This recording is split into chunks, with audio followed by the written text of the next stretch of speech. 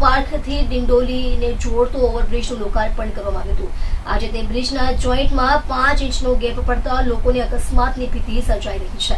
Diamond city textile city તરીકે ઓળખાતું Surat bridge city તરીકે પણ પોતાની ઓળખ સુરત શહેર સહિત સમગ્ર ભારતભરમાં ઊભી કરી છે। ત્યારે સુરત શહેરના ડિંડોલી પ્રેમનગર ખાતે આવેલા પ્રમુખ પાર્ક પાસે ટ્રાફિકની સમસ્યાનો હલ કરવા માટે પ્રમુખ પાર્કથી ડિંડોલીને જોડતો ઓવરબ્રિજ 2018માં લોકાર્પણ કરવામાં આવ્યું હતું।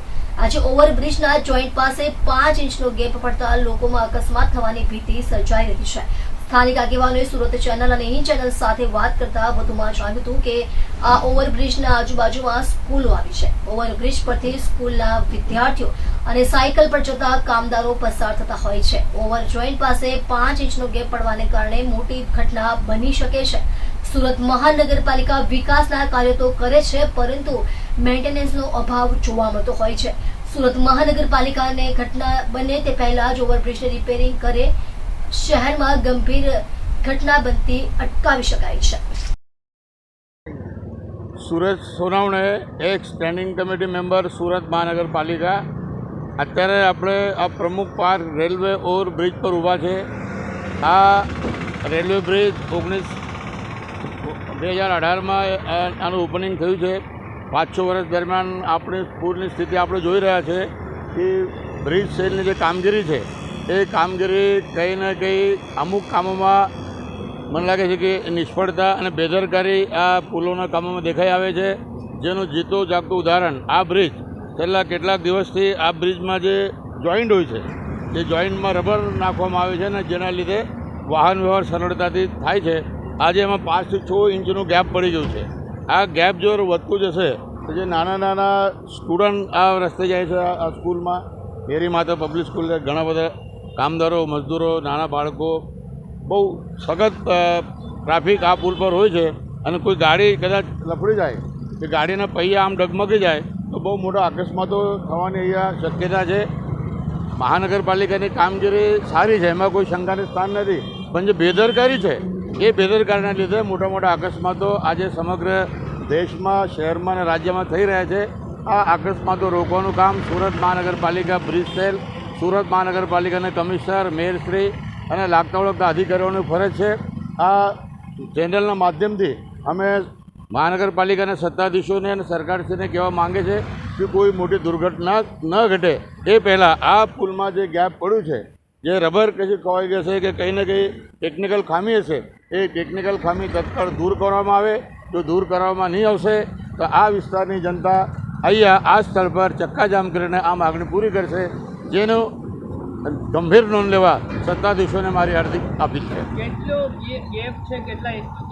હા સાહેબ, અત્યારે અમે ઘણું 5 થી 6 ઇંચનો ગેપ છે અને આ ગેપ ધીરે ધીરે વધશે। પહેલાં કંઈ ગેપ નહીં હતું, 2.5 ઇંચનું હતું, હવે આ 3, 4, 5, 6 ઇંચ સુધી પહોંચી ગયું છે અને ભવિષ્યમાં આગળ જો વધશે તો મોટા અકસ્માતો અહીંયા થશે અને એની જવાબદારી સુરત મહાનગરપાલિકાના સત્તાધીશોની રહેશે।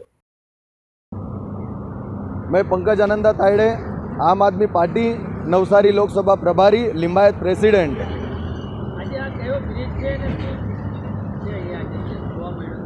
आज मैं यहाँ पर प्रमुख पार्क से जाते हुए डिंडोली वाला जो ब्रिज है वहाँ पर खड़ा हूँ और मैं देख रहा हूँ सूरत महानगर पालिका का काम। आज सूरत महानगर पालिका द्वारा जो भी काम बताया जाता है कि हम स्मार्ट सिटी, सूरत के अंदर स्मार्ट सिटी, गुजरात के अंदर स्मार्ट सिटी का अवार्ड आज हमारे सूरत को मिला है। मैं मानता हूँ कि हमें ये मिलना चाहिए और हम इसके अपने हकदार भी है। क्योंकि हमने काम किया है, लेकिन कहीं ना कहीं काम कहीं कॉन्ट्रैक्टरों को मिलीभगत के वजह से जो दिया जाता है, भारतीय जनता पार्टी के जो टेंडर वाले जो लोग हैं, जो टेंडर भरते हैं और जो कमीशन खोरी का काम चलता है, उसके वजह से जो कार्य हुआ है, जो प्रमुख पार्क के ब्रिज के अंदर जो 2 इंच का गैप था आज वो 6 इंच हो चुका है। और कहीं ना कहीं सूरत महानगर पालिका की जो काम की बेदरकारी सामने आई है, जो जनता को भुगतना पड़ सकती है और लोगों को इसमें तकलीफ हो सकती है। यहाँ पर अगर ये गिरता है या कहीं पर भी डैमेज होता है, जो लोग इसके अंदर दब के मर सकते हैं, फिर भारतीय जनता पार्टी वाले लोग आएंगे और लोगों को बताएंगे कि हमारी जो इन लोगों ने जो ब्रिज बनाया है उनकी जो गलती है और हम आपको सहानुभूति देते हैं और आपके तरफ से हम खड़े हैं, लेकिन ये कार्य ऐसा होना नहीं चाहिए। उसके पहले सूरत महानगर पालिका ने और जनता ने यहाँ पर आके देख लेना चाहिए कि ये कार्य कैसा और किस हिसाब से हुआ है। जनता को तकलीफ हो सकती है तो इसका जिम्मेदार कौन? जनता का जो टैक्स का पैसा इसके अंदर लगा है, जो अभी ये टूट जाता है तो इसका भुगतान किसका?